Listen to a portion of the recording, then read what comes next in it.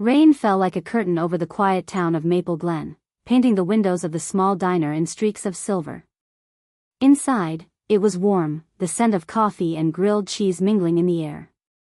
Tom Bennett, a widowed single father in his early 40s, sat in his usual corner booth, stirring his coffee, watching his daughter Lily draw stars on a napkin with a purple crayon. That's when the bell above the door chimed. A girl, no older than 16, stepped in. Her clothes were soaked, her shoes torn, and her eyes were the kind you never forget.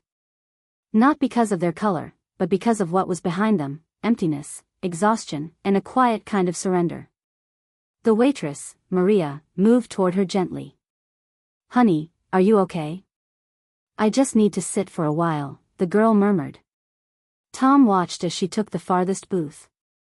She sat rigidly, like she didn't belong anywhere. Lily noticed too.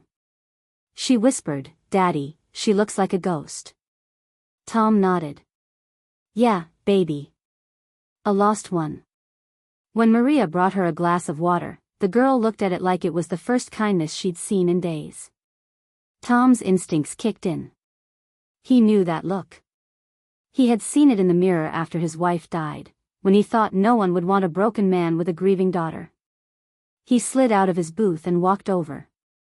"You all right?" he asked softly. She looked up, startled. "I'm fine," she lied. "Name's Tom," he offered, then nodded toward Lily. "That's my daughter." "You hungry?" She hesitated. "I don't want trouble." "No trouble," he said. "Just a grilled cheese and some soup." After a long pause, she nodded. As they ate, little by little, pieces of her story began to slip out. Her name was Casey. She'd aged out of foster care 2 months ago. Her last placement ended badly: abuse, threats, silence. She ran. She'd been sleeping on park benches and walking for days. "I stopped here because I didn't know where else to go," she admitted. Tom's heart ached. "Did you ever meet your parents?" She shook her head. "No one ever wanted me." "Not really." Lily, unfiltered and full of heart, looked at her and said, "I want you." Casey's eyes filled instantly. "You don't even know me." "You're sad," Lily said. "Sad people need people." Tom watched this exchange, and something clicked. Not like a light switch, but like a door opening. He saw past the dirt and the tired eyes and saw someone who just needed a safe place. A chance. The same kind of grace he wished someone had offered him when he was drowning in grief. After dinner, Tom offered her a place to stay, just for the night. She hesitated, but exhaustion won. 1 night became 2. 2 became a week. She helped with chores, read stories to Lily, and started smiling when no one was looking. But the real turning point came one morning when Lily was sick. Feverish and whimpering, the little girl clung to Casey, not her dad. "Stay," Lily begged. Tom stood in the doorway, watching as Casey held her like she'd always been there. When their eyes met, Casey said, almost in a whisper, "I've never mattered to anyone before." Tom didn't hesitate. "You matter to us," he said. "And if you're willing, I'd like to make it official."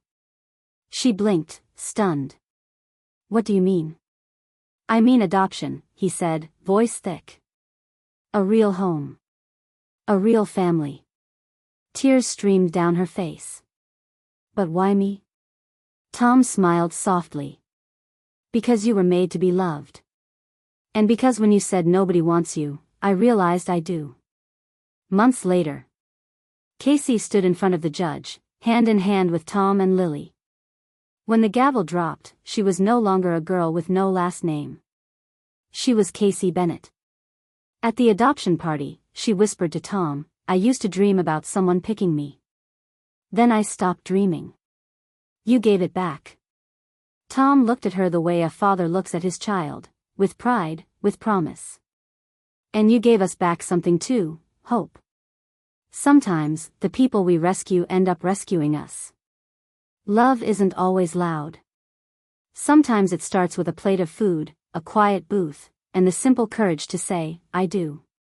Let this story remind you, no one is ever too broken to be chosen. And sometimes, family is built not by blood, but by love.